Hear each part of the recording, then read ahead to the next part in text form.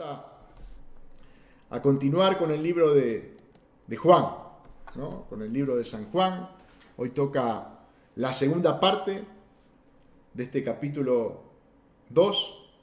El jueves pasado Esteban comenzó con este capítulo de San Juan, con el versículo 1, recuerdan las bodas de Caná, ¿no? Y hoy vamos a continuar con esta segunda parte que comienza desde el versículo 12 al versículo 22. Luego, si Dios quiere, nuestro hermano Jorge el martes va a continuar con los 3 versículos siguientes de este capítulo 2 de San Juan.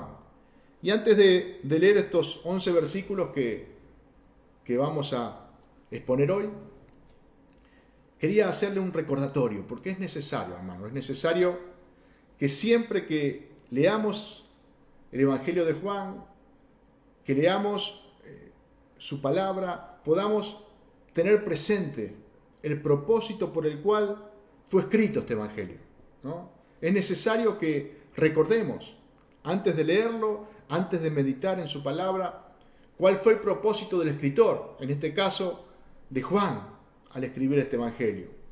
Y Juan fue muy puntual.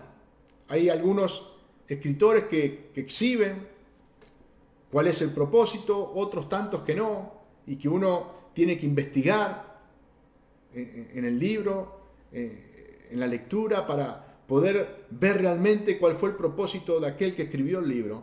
Sabemos que todos los escritores del Génesis al Apocalipsis fueron inspirados por el Espíritu Santo, pero los mismos libros nos revelan con qué propósito, con qué destino fue escrito.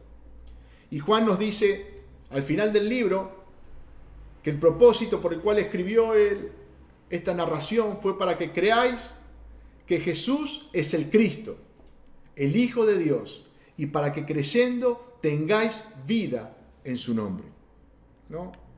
Hay cosas que vamos a recordar continuamente, y una de las cosas son el propósito por el cual Juan escribió el libro. Es importante tenerlo presente siempre. Cuando leemos el libro de Juan, tener presente ¿por qué?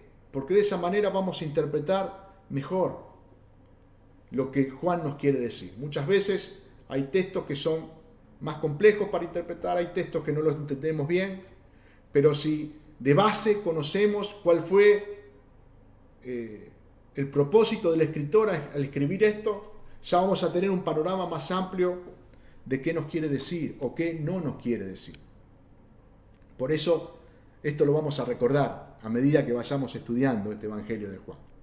Ahora sí, vamos a leer San Juan capítulo 2, desde el versículo 12 al versículo 22.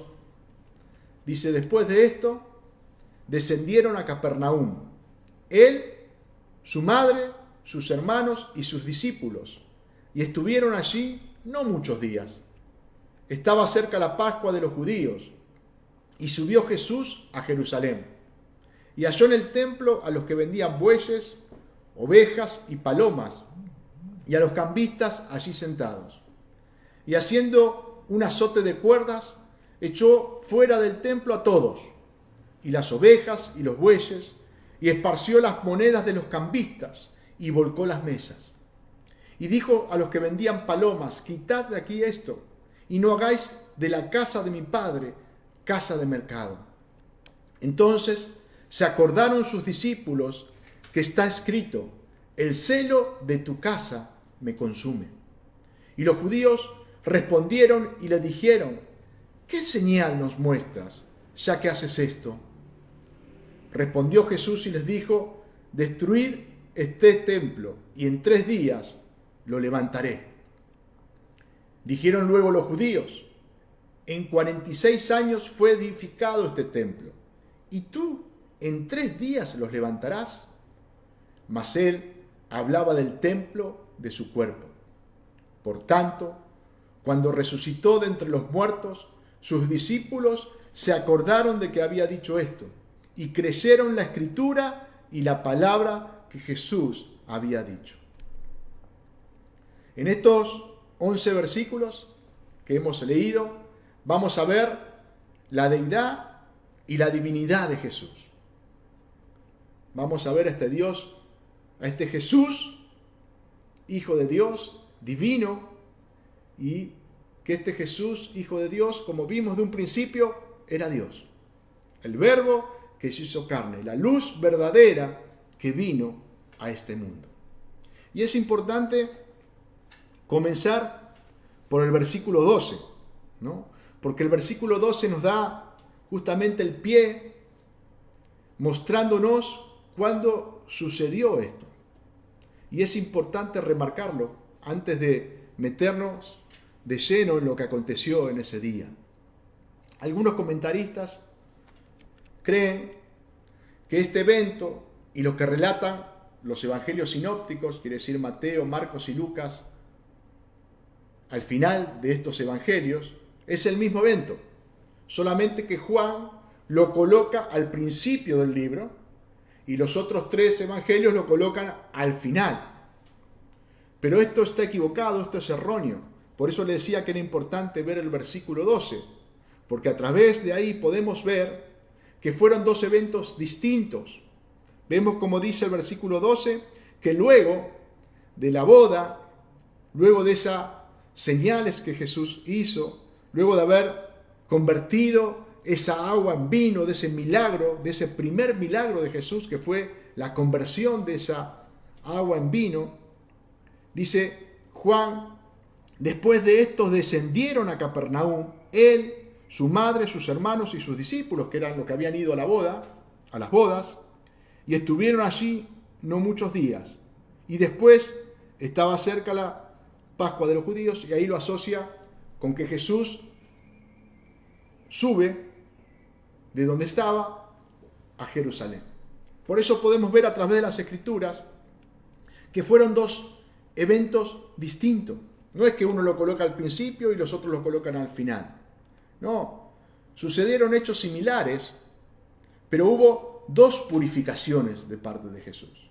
Una al principio del ministerio, como la que nos relata Juan, y otra al final de su ministerio, en la última semana, como lo relatan los otros 3 evangelios. Esto es importante que quede claro, que hubo 2 purificaciones, 2 limpiezas, donde Jesús hizo 2 cosas similares, pero fueron en tiempos distintos. El versículo 13 que hemos leído dice, estaba cerca de la Pascua de los judíos y subió Jesús a Jerusalén. Vemos que Jesús fue a participar de la celebración de la Pascua en Jerusalén. En esta celebración, como dice acá, la Pascua de los judíos, se conmemoraba, se hacía referencia, se recordaba la liberación del pueblo de Israel de la esclavitud de Egipto, ¿no? El pueblo de Israel estuvo 400 años cautivo en Egipto, pero Dios envió un libertador, envió a Moisés y él los libró. Fue Dios el que los libró, pero Moisés fue el instrumento que Dios utilizó para que este pueblo fuera libertado de 400 años de esclavitud. Y vemos que antes de ser libertado, Dios mata a los primogénitos de los egipcios, ¿no? Manda una plaga donde mata a todos los primogénitos de los egipcios y pasa por encima la casa de los judíos. ¿Por qué? Porque ellos habían pintado los postes y los dinteles de la puerta con la sangre de un cordero sin defecto, así como Dios le había ordenado. Y cumplieron cada paso de ese sacrificio que Dios le mandó. Esto podemos encontrarlo en el libro de Éxodo. Éxodo 12:23 nos dice, porque Jehová pasará hiriendo a los egipcios, y cuando vea la sangre en el dintel y en los 2 postes, pasará Jehová a aquella puerta, y no dejará entrar al heridor en vuestras casas para herir. Guardaréis esto por estatuto para vosotros y para vuestros hijos para siempre. Y cuando entréis en la tierra que Jehová os dará, como prometió, guardaréis este rito. Y cuando os dijeren vuestros hijos, ¿qué es este rito vuestro? Vosotros responderéis, es la víctima de la Pascua de Jehová. el cual pasó por encima de las casas de los hijos de Israel en Egipto, cuando hirió a los egipcios y libró nuestras casas. Entonces el pueblo se inclinó y adoró. Vemos que Dios dejó establecido a su pueblo que debía celebrar esta Pascua, recordando cómo Dios lo había libertado de la esclavitud de Egipto, ¿no? Y tenían que sacrificar un cordero, y Dios le dio todas las instrucciones de cómo tenía que ser ese cordero, cómo tenían que comerlo, con qué más tenían que comerlo, y esto debían hacerlo anualmente, ¿no? Esta celebración se hacía el día 14 del mes Nisan, que es por el mes de marzo o abril de nuestros meses. Ese día, entre las 3 y las 6 de la tarde, se sacrificaban los corderos y comían la cena de Pascua. Y después de que se mataba el cordero y se celebraba, y se comía este cordero, se celebraba la fiesta de los panes sin levadura, que también Dios había dejado establecido en ese tiempo. Y esta duraba del 15 al día 21 del mismo mes. La comida de la Pascua, la comida del cordero, estaba íntimamente relacionada con la fiesta de los panes sin levadura. Por eso normalmente podemos ver en algunos pasajes del Antiguo Testamento que habla de la Pascua y hablando de las dos fiestas, del cordero y de los panes sin levadura. Por ejemplo, en Ezequiel 45:21 se le llama la Pascua como la fiesta de 7 días, ¿no? Porque justamente una estaba relacionada con la otra y entre las dos se cumplían los 7 días de celebración. Y los judíos participaban anualmente de esta Pascua. Aquellos mayores de 12 años, varones, tenían por mandato de Dios participar de esta celebración. Por eso vemos que Jesús, desde sus 12 años, comenzó a ser llevado por sus padres. ¿Se acuerdan? En el libro de Lucas, capítulo 2, ahí nos relata cómo los padres de Jesús iban a celebrar la Pascua a Jerusalén, y cuando Jesús cumplió 12 años, fue con ellos, ¿no? Y ahí fue cuando ellos se volvieron y Jesús se quedó ahí y se asustaron porque Jesús parecía que se había perdido, y volvieron a Jerusalén y lo encontraron a Jesús en el templo disertando con aquellos maestros de la ley, que muchos se quedaban asombrados con las respuestas y con las preguntas de Jesús. Y cuando los padres le fueron a decir que estaban asustados, que había pasado, Jesús le dijo: es necesario que los negocios de mi Padre estén.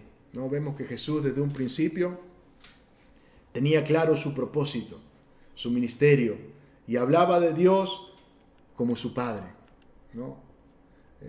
También podemos ver en este cumplimiento, ¿no?, que Jesús vino a cumplir la ley, ¿no? Así como en Mateo 5:17, el mismo Jesús nos dice: no penséis que he venido para abrogar la ley o los profetas, no he venido para abrogar, sino para cumplir.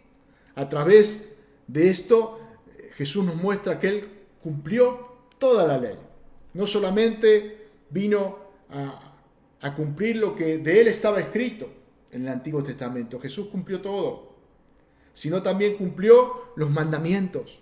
Cada mandamiento escrito en la ley, Jesús lo cumplió. Y en esto podemos verlo también. El versículo 14 al 16 dice: y halló en el templo a los que vendían bueyes, ovejas y palomas, y a los cambistas allí sentados. Y haciendo un azote de cuerdas, echó fuera del templo a todos, y las ovejas y los bueyes, y esparció las monedas de los cambistas, y volcó las mesas. Y dijo a los que vendían palomas: quitad de aquí esto, y no hagáis de la casa de mi Padre casa de mercado. Podemos ver que esta celebración, como era un mandato de Dios, que todos varones mayores de 12 años tenían que acudir a esta celebración, y también venían familias enteras, eran miles de judíos que venían a Jerusalén para esa fecha y se juntaban en el templo a celebrar esta Pascua, ¿no? Y venían de muchos lugares, de lugares algunos cercanos, pero otros de lugares muy lejanos. Y debían traer sus propios animales para el sacrificio, ¿no? Y esto muchas veces era engorroso por el camino que debían transitar, por los largos kilómetros. Y muchas veces también estos animales eran examinados muy rigurosamente por los sacerdotes. Y muchas veces le encontraban algún defecto aunque no lo tuviera. Eran especialistas en encontrar defectos. ¿Por qué? Porque estos sacerdotes que estaban a cargo del templo habían encontrado un negocio, ¿no? Habían puesto mercaderes que vendían animales para el sacrificio, ¿no? Entonces ya las personas venían sin ese animal y lo compraban en el templo. Y ya era algo común esto. Estos líderes religiosos administraban todo esto. Teóricamente le hacían un servicio a aquellos que venían a celebrar la Pascua, vendiéndole el animalito para que no lo trajeran de tan lejos. Pero si vemos el trasfondo, vamos a ver que no era un beneficio para los feligreses, sino que era un beneficio para el bolsillo de estos. Porque estos animales eran vendidos mucho más del valor que tenían y ellos hacían un negocio cobrando mucho más de lo que el animal valía. Imagínense miles comprando y vendiendo en ese lugar. Y este lugar que ellos utilizaban era el patio que se le llamaba el patio de los gentiles, era como la entrada del templo, hasta donde los gentiles podían llegar. Más allá de ese lugar, los gentiles no podían ir, pero era un lugar específico para los gentiles, para que los gentiles también se acercaran a ese lugar. Bueno, estos religiosos lo habían convertido en un mercado, donde había venta de, como hemos leído, había venta de todo tipo de animales, palomas, venta de bueyes, de ovejas. Imagínense los olores que había en ese lugar, los gritos que había en ese lugar. Y también estaban los cambistas. Eran aquellos que cambiaban, eran como los arbolitos de hoy, ¿no? Eso es lo que cambiaban la moneda. ¿Por qué? Porque todo varón judío de 20 años para arriba debía pagar un impuesto anual al templo. ¿Y cuándo se pagaba ese impuesto? En esta celebración, ¿no? Aquellos que iban a celebrar la Pascua, aquellos que iban a adorar a Dios, tenían que pagar este impuesto. Y este impuesto tenía que pagarse con una moneda judía. No podía ser con una moneda extranjera. Entonces estos cambistas cambiaban, ¿no? Venían con monedas extranjeras, por ejemplo, una moneda con la cara del César, con esa no se podía pagar. Entonces se la cambiaban por una moneda judía, por un siclo. Y en este cambio, ellos también ganaban. ¿Por qué? Porque cobraban por esta transacción y la tasa que ellos cobraban tenía un buen valor. Algunos dicen que llegaba a un 12, a un 13%. Le sacaban en el cambio. Fíjense cuánto recaudaban con los animales, cuánto recaudaban con estos cambios de moneda. Es decir, que todo esto era un negocio redondo para el sumo sacerdote y para todos aquellos que administraban el templo. Y todo esto se hacía en el templo, como les dije, en el patio de los gentiles. El lugar que tenía que ser para recibir a aquellos que iban a adorar a Dios, aquellos gentiles que no conocían a Dios, en lugar de ser ese lugar para que estos se acercaran y pudieran conocer a Dios, era un mercado. Por eso Jesús le dice, por eso Jesús le dice, perdone que me perdí en el versículo, que habían convertido la casa de mi padre en un mercado. Y si vamos al pasaje de la segunda purificación que nos habla, por ejemplo, el libro de Mateo, nos dice que había convertido el templo en una cueva de ladrones, en un mercado, en una cueva de ladrones. Fíjense qué lejos que estaban estos hombres del verdadero propósito que Dios tenía cuando les había ordenado, cuando les había levantado, cuando les había dado este sacerdocio. Como sacerdotes, ellos debían ser los mediadores entre Dios y los hombres. Esa es la tarea que el sacerdote tenía, ser el mediador entre Dios y los hombres, llevando a los hombres a Dios. Pero estaban muy lejos de hacer esto, sino que buscaban rédito para su propio bolsillo. En lugar de llevar a las personas a Dios, buscaban sus propios intereses. Este no era lo que Dios quería en su templo. Su templo era para adorarle a Él. Su templo era para que las personas se acercaran a Él. Por eso Isaías 56:7 dice: y los llevaré a mi santo monte, y los recrearé en mi casa de oración. Sus holocaustos y sus sacrificios serán aceptos sobre mi altar. Porque mi casa será llamada casa de oración para todos los pueblos. Este era el propósito de Dios. Por eso estaba ese lugar también para los gentiles. El propósito de Dios, que todos los pueblos se acercaran a Él, que todos los pueblos fueran a adorarle.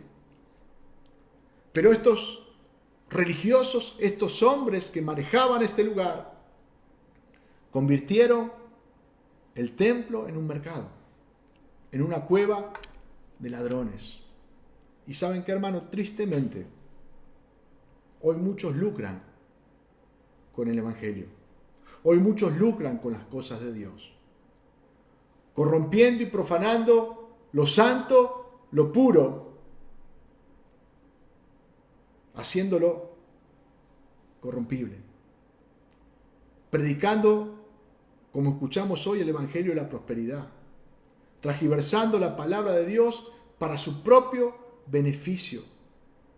Literalmente sacándole la plata a la gente, hermano. Haciéndole promesas que Dios no ha hecho. Llevándolos para su beneficio y no para la gloria de Dios.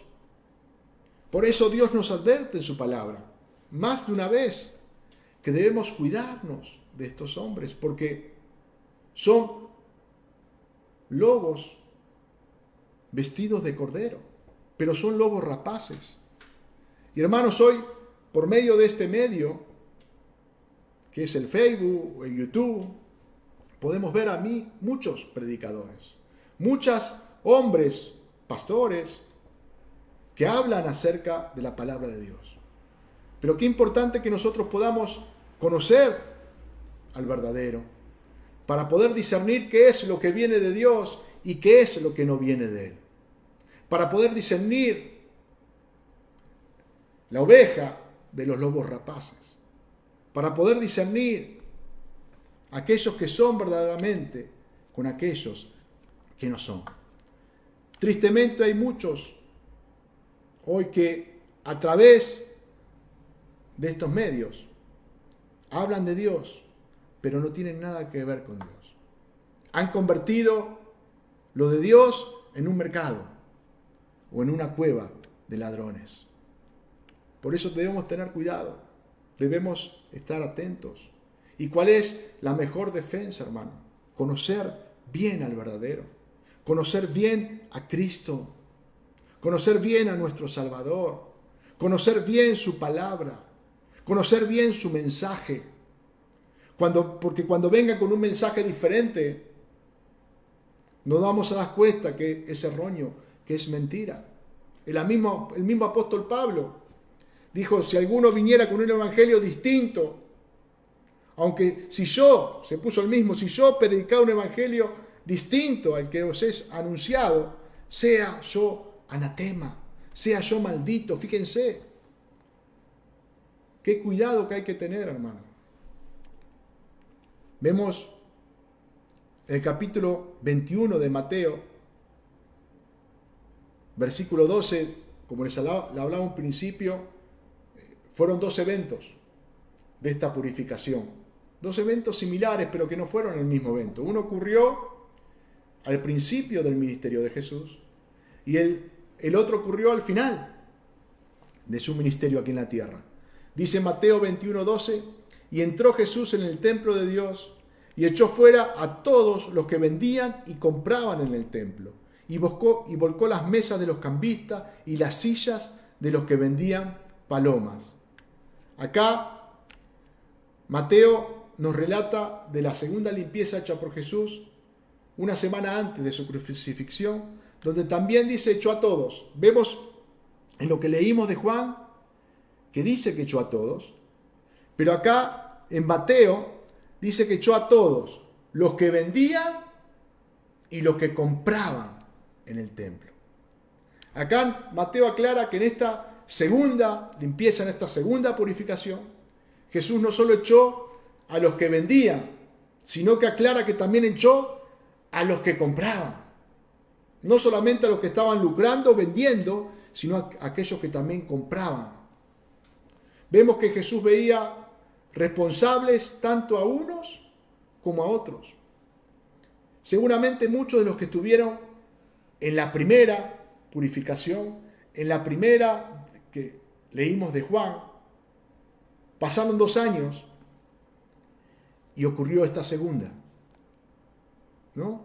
Y muchos de estos habían visto y habían escuchado a Jesús en ese día, en su primera purificación. Y estos mismos que habían visto y que habían escuchado, muchos de ellos seguramente seguían vendiendo y otros seguían comprando.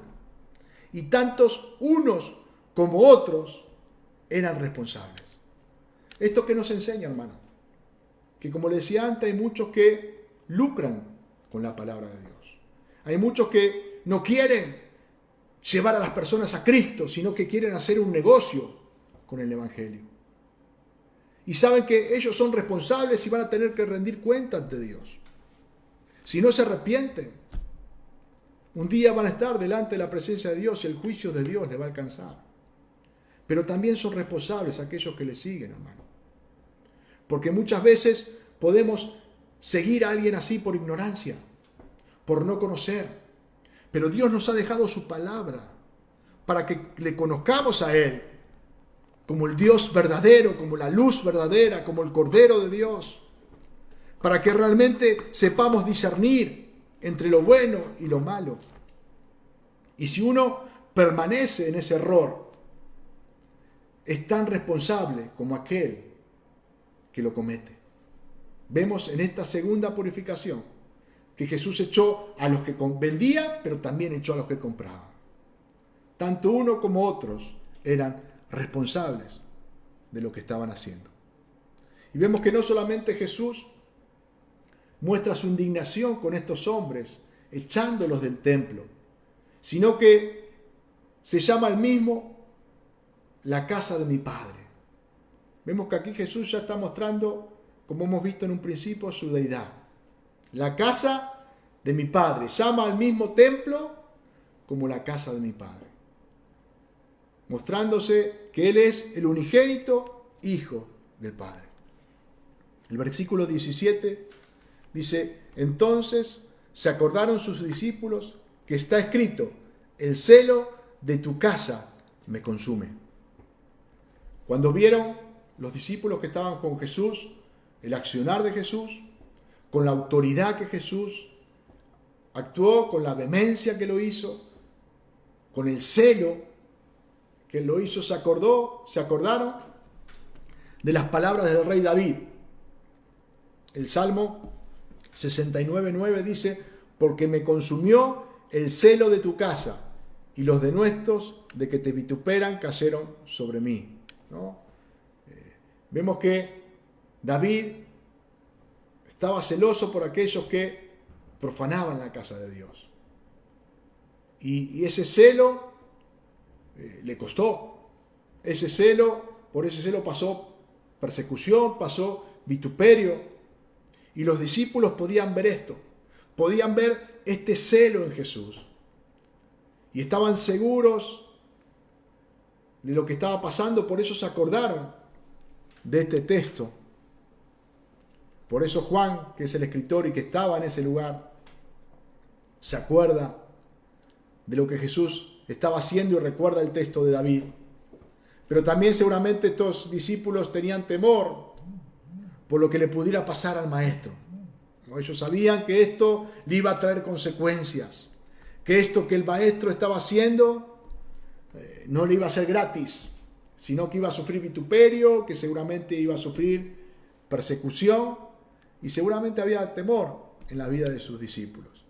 Y vemos que es así, que los líderes judíos, que aquellos que sufrieron este ataque de Jesús, nunca se olvidaron de lo que pasó, ¿no? Tanto en la primera como en la segunda hecho que Jesús hizo esto en el templo, fueron causas que tuvieron su peso para que estos hombres buscaran la crucifixión de Jesús, ¿no? Lo vemos en los relatos de los evangelios. Sabemos que todo esto fue direccionado por Dios. Sabemos que todo esto tenía que suceder, pero esto no libra de culpa a aquellos que lo hicieron. Estos hombres eran incrédulos. Estos hombres no creyeron en Jesús. Estos hombres, en lugar de escuchar al Mesías, le ignoraron. Y encima le pedían explicaciones. Fíjense lo que dice el versículo 18. Y los judíos respondieron y le dijeron: ¿qué señal nos muestras ya que haces esto? Los judíos, acuérdense que cuando Juan decía a los judíos, en casi todo su libro, cuando dice los judíos, no se refiere a todo el pueblo judío, sino que se refiere a los religiosos, aquellos que estaban administrando en esa época, los sacerdotes, los escribas, los levitas, aquellos que tenían alguna autoridad, algún rango de autoridad, ¿no? ¿Se acuerdan cuando el Sanedrín mandó a los judíos, justamente a un grupo, a investigar a Juan, al Bautista? También el evangelista puso: los judíos habían ido, ¿no? Refiriéndose a este grupo de maestros de la ley que fueron, de fariseos, que fueron ahí a interrogar a Juan el Bautista. Bueno, acá pasó lo mismo. Acá estos escribas, sacerdotes, levitas que estaban a cargo del templo comenzaron a interrogar a Jesús y le preguntaron: ¿qué señal nos muestra ya que haces esto? Como le estaban diciendo: ¿y con qué autoridad? ¿Qué autoridad vos tenés para hacer esto? ¿No? Estos mismos que le pedían señal estaban cegados, amigos, porque no se daban cuenta que la señal era lo que Jesús había hecho, la autoridad que Jesús tenía para limpiar ese lugar, para correr a lo que estaban vendiendo ahí, para dejar limpio esa parte del templo. Con la autoridad que Jesús lo hizo, esa era una señal de quién era Jesús, pero ellos no lo podían ver. Estaban cegados a causa de su incredulidad. Y no solo no podían ver lo que Jesús estaba haciendo, sino que no podían ver lo que los profetas escribieron en el Antiguo Testamento, profetizando acerca de aquel que iba a venir. No fue casual que una de sus primeras participaciones en un lugar masivo fue en el templo. Fíjense que lo primero fue en una boda, como vimos el jueves, pero fue para un grupo más reducido. Ahora fue para miles que estaban en Jerusalén. Miles vieron lo que Jesús hizo. Ya su ministerio empezaba a tomar otra dimensión. Y no fue algo casual que esto fuera en el templo. Malaquías 3, versículo 1 dice: he aquí yo envío mi mensajero. Está hablando de Juan el Bautista, el cual preparará el camino delante de mí.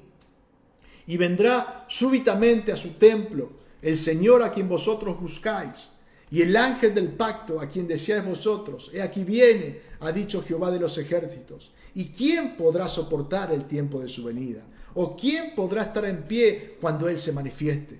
Porque Él es como fuego purificador y como jabón de lavadores. Y se sentará para afinar y limpiar la plata, porque limpiará a los hijos de Leví, los afinará como a oro y como a plata, y traerán a Jehová ofrenda en justicia. Dios, a través de su profeta, les advertía lo que iba a venir, lo que iba a suceder, pero estos hombres no lo podían ver. Y tampoco podían ver el obrar de Jesús, hermano. En lugar de avergonzarse, en lugar de postrarse ante Él, confesando sus pecados, lo que ellos estaban haciendo en ese lugar santo, lo estaban profanando. Lo único que buscaron fue con qué autoridad Jesús estaba haciendo eso. Le demandaron una señal a Jesús. Juan 12:37 nos dice que a pesar de todas las señales que Jesús les mostró, ellos no creyeron. Continuamente Jesús les mostraba señales, ellos demandaban señales. Pero ¿saben qué? Todas las señales que había delante de sus ojos no la podían ver. Juan 12:37 dice, pero a pesar de que había hecho tantas señales delante de ellos, no creían en Él. A pesar de que Jesús hizo tantas señales delante de estos judíos, ellos no creían en Él. Y el profeta Isaías profetizó acerca de esto, hermano. El versículo 19 que hemos leído dice, respondió Jesús y les dijo, destruid este templo y en 3 días lo levantaré. Y esta respuesta de Jesús los confundió más. Esta respuesta de Jesús seguramente hizo un revuelo en la mente de estos hombres. Fue una declaración velada para ellos, algo que ellos no pudieron discernir, que no pudieron entender. Fíjense que ni los discípulos lo entendieron en ese momento. Fue un misterio lo que Jesús les dijo. Y me hace acordar a Nicodemo, ¿no? Porque cuando Jesús se le presenta a Nicodemo, porque Nicodemo va hacia él, Jesús le habla del nuevo nacimiento. Nicodemo, debes nacer de nuevo para entrar, para ver el reino de Dios. Y Nicodemo no entendía nada, porque Nicodemo lo veía humanamente y no podía interpretar lo que Jesús le estaba diciendo. Y acá es algo parecido. Jesús le dice, destruyan este templo. Él no es que le daba una orden para que lo destruya, pero Jesús le va a decir, ustedes van a destruir este templo y en 3 días yo lo voy a levantar. Primero que Jesús le estaba profetizando lo que iba a pasar, pero también le estaba diciendo un misterio. Y podemos ver en los evangelios que muchas veces Jesús les hablaba por parábola. ¿Para qué? Para que no entendieran. El mismo Jesús dice, para que no creyeran. ¿Por qué? Porque, hermanos, eran corazones rebeldes, corazones incrédulos, corazones que no querían saber nada con Dios. Entonces estaban cegados, no podían ver. Y las parábolas y los misterios que Jesús les hablaba, les hacía confundirles más todavía. Vemos que ellos como que se pusieron peor y tomaron esta palabra de Jesús literal. Y claro, dice, ¿cómo va a reconstruir en 3 días? Dice. En 46 años fue edificado este templo, ¿no? Comenzó a ser reconstruido este templo 20 años antes de Cristo. Y dice, en 46 años fue edificado este templo. Y tú en 3 días lo levantarás. No, ellos tenían una mente cegada, que no podían discernir lo que Jesús le estaba diciendo. ¿Saben lo paradójico de esto? Que este templo siguió construyéndose. Este templo fue remodelado varias veces y siguió estando en construcción. ¿No? Ellos dicen hacía 46 años, pero seguía siendo construido. Y fue construido casi hasta el 70 antes de Cristo, después de Cristo, perdón. Poquito antes que fuera destruido, este templo siguió en construcción. Fíjense que ellos siguieron construyendo casi por 100 años este templo. Y cuando terminaron, al poquito tiempo que terminaron con toda la construcción, el templo fue destruido, ¿no? Estos religiosos no entendían lo que Jesús les estaba enseñando. Nosotros nos costó 46 años y Él cree que lo va a reedificar en 3 días. Y Juan, el apóstol, nos aclara en el versículo 21, mas Él hablaba del templo de su cuerpo.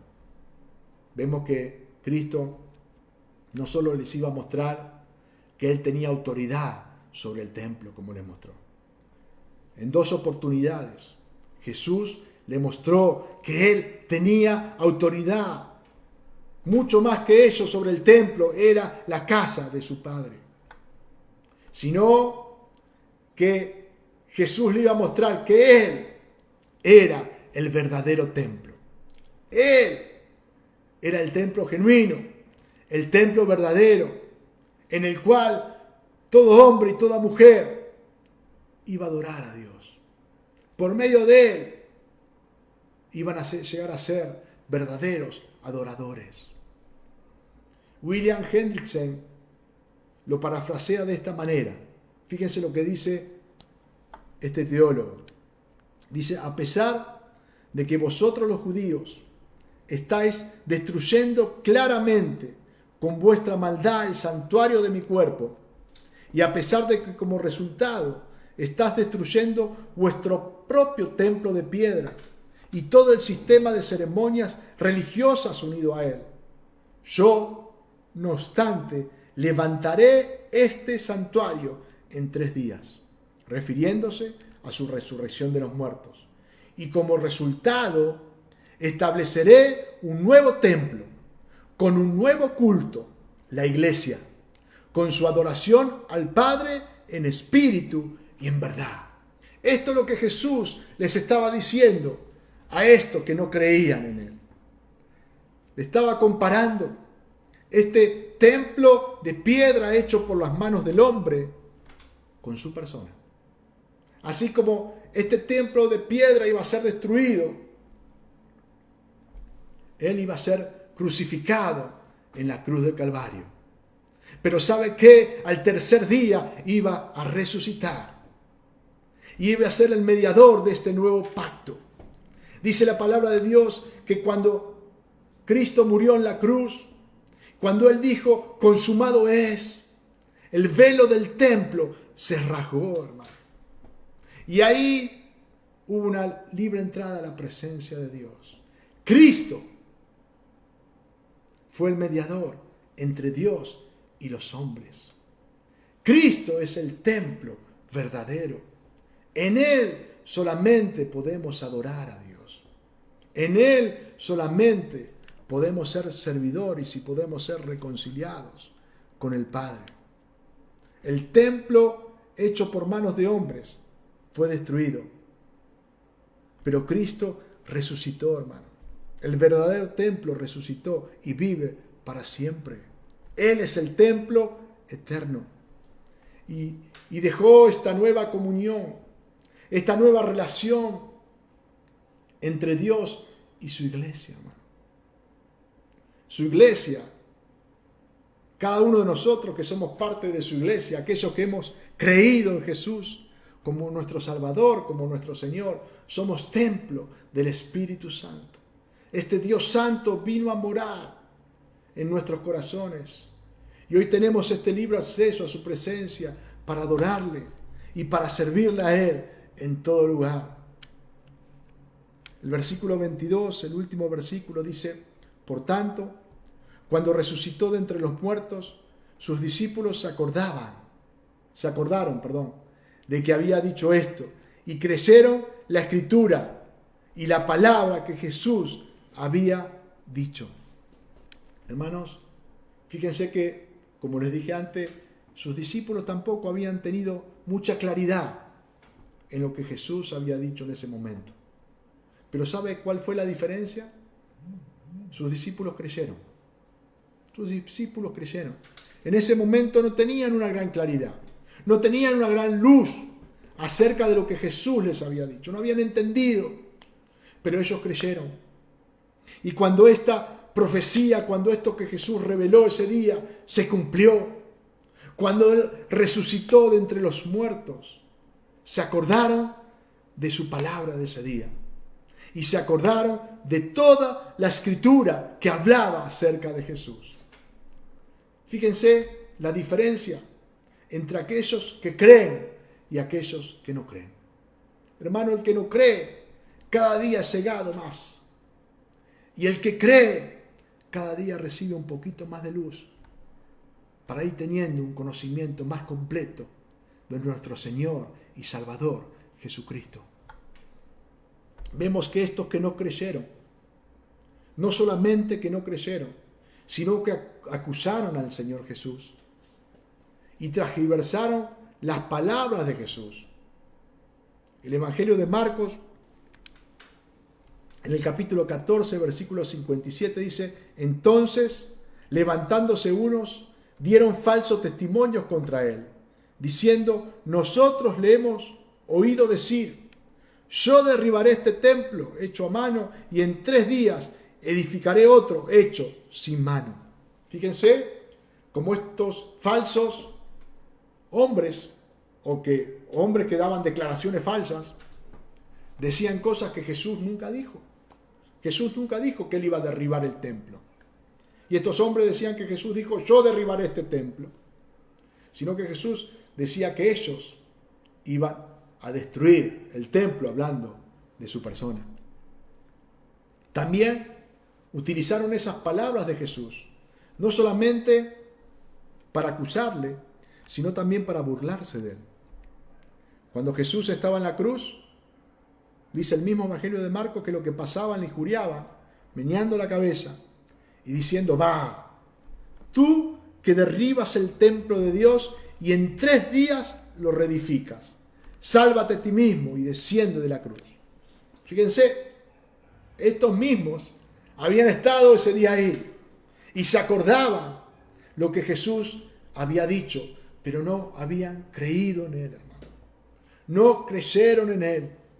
Le acusaron, se burlaban, estaban cegados por su rebeldía, por su pecado. Acá podemos ver que las mismas palabras que confirmaron a los discípulos en la fe verdadera, las mismas palabras de Jesús que hicieron que estos discípulos creyeran y estuvieran seguros en aquel que habían creído y se acordaran de esas palabras con gozo, porque eso que Cristo había profetizado se estaba cumpliendo. Esas mismas palabras que en unos producieron fe y les afirmaron en el camino, a otros lo alejaron. ¿Por qué? Porque su mente estaba entenebrecida, sus corazones estaban endurecidos por su rebeldía, por su pecado y porque no creían en el Salvador. A pesar de tener un montón de señales de las profecías del Antiguo Testamento que hablaban acerca del Mesías, y a pesar de que el mismo Dios se había hecho carne y estaba entre ellos, no lo podían ver. Las mismas palabras eran salvación para uno y eran condenación para otros. Hermanos, aquellos que creen en Él, son salvos de la ira de Dios por su gracia. No por lo que uno pueda hacer, sino por lo que Cristo hizo en la cruz del Calvario. La cruz de Cristo salva o condena. Condena al pecador que no se arrepiente y salva a aquel que cree en Jesucristo como su Salvador y su Señor.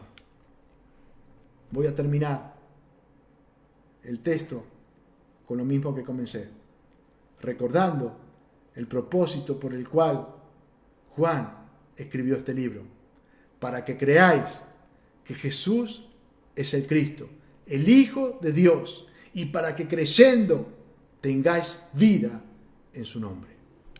Dios le bendiga en esta tarde y que realmente su palabra nos lleve a un conocimiento más pleno de la persona de Jesucristo, de nuestro Salvador y Señor. Vamos a orarle a Él.